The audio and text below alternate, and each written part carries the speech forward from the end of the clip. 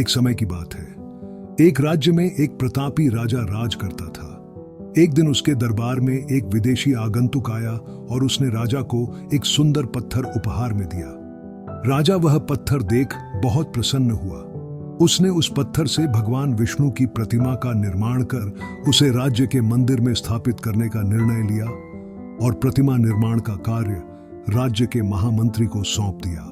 महामंत्री गांव के सर्वश्रेष्ठ मूर्तिकार के पास गया और उसे वह पत्थर देते हुए बोला, महाराज, मंदिर में भगवान विष्णु की प्रतिमा स्थापित करना चाहते हैं। 7 दिवस के भीतर इस पत्थर से भगवान विष्णु की प्रतिमा तैयार कर राजमहल पहुंचा देना। इसके लिए तुम्हें 50 स्वर्ण मुद्राएं दी जाएंगी।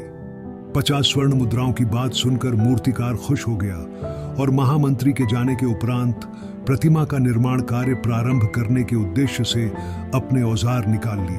अपने औजारों में से उसने एक हथौड़ा लिया और पत्थर तोड़ने के लिए उस पर हथौड़े से वार करने लगा, किंतु पत्थर जस का तस रहा। मूर्तिकार ने हथौड़े के कई वार पत्थर पर किए, किंतु पत्थर नहीं टूटा। 50 बार प्रयास करने के उपरांत मूर्तिकार ने अंतिम बार प्रयास करने के उद्देश्य से हथौड़ा उठाया, किंतु यह सोचकर हथौड़े पर प्रहार करने के पूर्व ही उसने हाथ खींच लिया कि जब 50 बार वार करने से पत्थर नहीं टूटा तो अब क्या टूटेगा।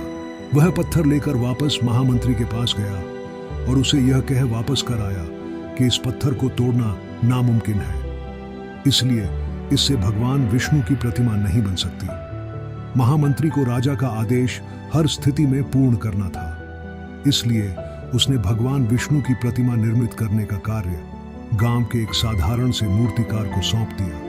पत्थर लेकर मूर्तिकार ने महामंत्री के सामने ही उस पर हथौड़े से प्रहार किया और वह पत्थर एक बार में ही टूट गया। पत्थर टूटने के बाद मूर्तिकार प्रतिमा बनाने में जुट गया। इधर महामंत्री सोचने लगा कि काश पहले मूर्तिकार ने एक अंतिम प्रयास और किया होता तो सफल हो गया होता और 50 स्वर्ण मुद्राओं का हकदार बनता। सीख मित्रों, हम भी अपने जीवन में ऐसी परिस्थितियों से दो चार होते रहते हैं।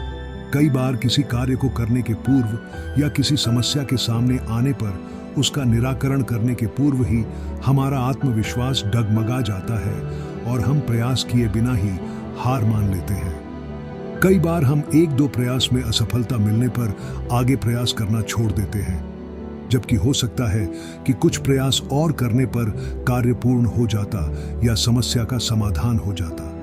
यदि जीवन में सफलता प्राप्त करनी है तो बार बार असफल होने पर भी तब तक प्रयास करना नहीं छोड़ना चाहिए जब तक सफलता नहीं मिल जाती।